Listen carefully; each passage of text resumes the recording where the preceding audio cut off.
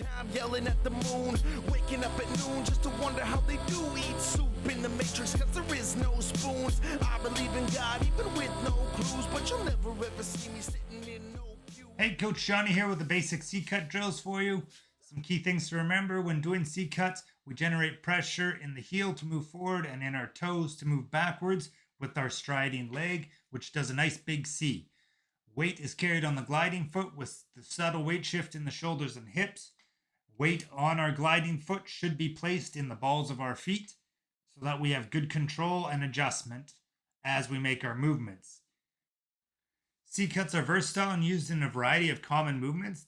That's why I have a couple drills here for you to practice to master this skill and get better at it, as we use it in many different aspects of our game.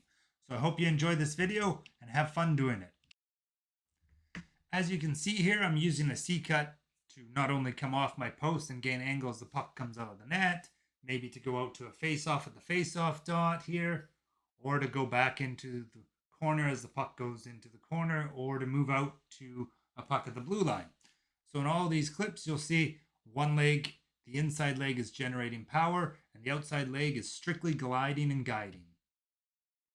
Here's a T-push drill where I'm rotating to go shot from the blue line, down to the corner. Now you wouldn't think there's a C-cut in this, but there is a lot of C-cut aspects in this drill. These C-cuts are being used in the forms of rotation to allow me to get around and rotate my body to choose my next destination. As you can see here, I just used a C-cut to get back to my post. I'm generating power in the toe to move myself backwards so I can now T-push back to my post. One foot is for generating power and one foot is gliding on. The leg that's doing the half circle is generating my power. The other leg that I put my weight on is my gliding foot. It's a subtle shift in the shoulders and hips to get that weight over, so the other foot is very light. I can almost lift it off the ice. Then my power comes from the C-cut motion by generating power in either the heel or the toe of my skate. As you can see here, I'm just playing with the balance and moving my weight forward and back from my toes to my heel very lightly. Go out on the ice, try this, see where it feels in the foot. See how it feels to have your weight transfer around. We're going to use this. The heel is going to drive forward. The toe is going to drive us backwards. We need to learn what this feels like. Here's my rotation. The one foot that is driving me around in these half moon shaped skate movements has basically no weight on it. The other leg has almost 90% of my weight on it. Now, something to work towards when you're getting good at your C-cuts is to make sure you're doing them crisp and with lots of power and explosion. You can see I'm doing a C-cut drill here called the cat's eye, and I'm using it to move around my crease very quickly or reorient my body so that I can get square to a shot while going forward or backwards. But as you can see here, all movements are crisp and strong. We also use this backwards movement in breakaways or in depth management. So this is why C-cuts are very important. All right, let's take a closer look. Power is generated off the heel. I stop with the same foot that I'm moving with. See that heel and that toe flick? Look very closely. See that snow spraying up? That's a sign that I'm doing it hard, that I'm generating lots of power, lots of pressure. When C-cutting, a majority of your power is generated in that first quarter of the movement. See? Power, coast, recovery. The first quarter of the movement's power, half of your entire C-cut movement is just gliding through and getting the leg around, and then the final quarter is stopping. Okay, so our first drill is just single leg C-cuts in a straight line. The gliding foot, I'm trying to keep very still. And I'm just trying to generate power both forward and backwards with one foot, using it to generate power and at the end to stop. You can do the entire width of the ice, a shorter distance. But I'm trying not to let my hips, shoulders move. I'm trying to just generate the power from my legs. Okay, the next drill you can work at is one-legged C-cuts around a circle. One of the key things is to try and keep your stick to steer you. Remember, your stick is your steering wheel, where your stick, hands, gloves, head point, you're going. The only problem with this drill is when we do it backwards, we're doing it in a team situation where our players are practicing crossovers, We have to look over our shoulder and sacrifice a bit of form in order not to bump into other players. Power is generated from the heel when going forward. We want a nice strong C-cut because most of our power is generated in the first quarter to half of that movement. The inside leg is holding the weight and the hip is over that leg, so the other leg is lighter so we can do our power movements in stride. We try not to move the inside leg. When we're going backwards, we're going to generate the power out of the toe, and our weight is going to be on that inside leg. Again, the striding leg is the outside. We want to achieve this weight shift with a subtle shift in our hips. As you can see here, a little tiny shift. So here we go. Nice big power out of the toe, big C-cut. Trying not to move that inside leg. My hips or gloves. May not be my best form here. I'm still shaking off the cobwebs from my last injury. The next drill you could work on is alternating C-cuts. We're going to do them both forward and backwards. You can do them across the ice, in between blue line, red line, blue line to blue line, whatever depth you want. A few key things to remember here.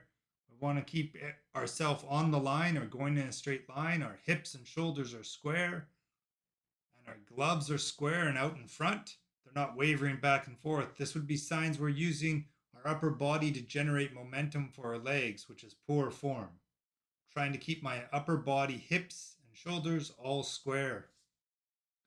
The next drill we can do is 180 C-cuts. We're using 2 C-cuts to turn ourselves around and get our body to turn rapidly. As you'll notice in this clip here, I start off slow and I'm doing it poorly. I'm not forcing my head, stick, and gloves around first. As I go faster, you see me start to do it a little better and a little more. One of the keys here is to remember that this rotation is caused by 2 different C-cuts, one backwards and one forwards. First leg goes backwards, my second leg's going forwards. As you can see here, backwards C-cut, set, shift weight, forward C-cut. Backwards C-cut, set, shift weight, forward C-cut. When you're doing this drill, you want to make sure you alternate sides so that you're building both sides equally. You're not building a strong leg or a strong side.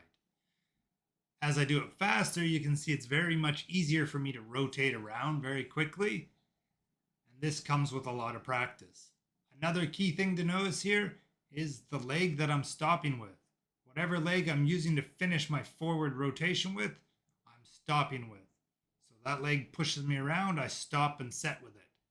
I'm not using the opposite leg, which is bad form and will affect my save selection. The leg that's generating that forward is stopping, setting, resetting underneath me. Final other keys are to not waver around and keep our stick on the ice. So here we go. Toe, heel, stop with the same foot. Toe, heel, stop with the same foot. As I'm practicing this, I want to make sure I'm going eyes, head, stick, gloves to get myself rotating around. As you can see, as I go faster, it's easier but less distinguishable of eyes, head, stick, gloves. Feet will follow. And last but not least, don't do this all in one spot. The Iceman will hate you. So now we've given you a bunch of examples of different C-cut drills.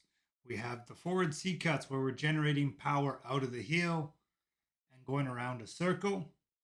We also have the backwards C-cut around a circle. Again, this one's generating power out of the toe. We kind of sacrifice form so we don't bump into other people on this version. We also did alternating C-cuts with one leg pushing forward, then the other. Now you can see where this all transfers. Into reverse VHs, we use our C-cuts to seal up to the post, to move in and out and off of the post. We use it to go post to post to get our body to rotate. Here you can see me doing a couple examples. We even use it in just changing our angle to make butterfly saves and to get ourselves in a better position. If a shot goes on a one-timer, we can use it to adjust, even gain space after making a butterfly slide. We use it also to control our depth on breakaways. Okay, I hope you enjoyed this little video here on C-cuts, how to do them, and a couple drills. Go out there and practice it, have fun with it, videotape yourself, look at yourself in the glass, critique yourself, get better at this, and improve. Thanks for watching Coach Johnny. We'll see you in the next video.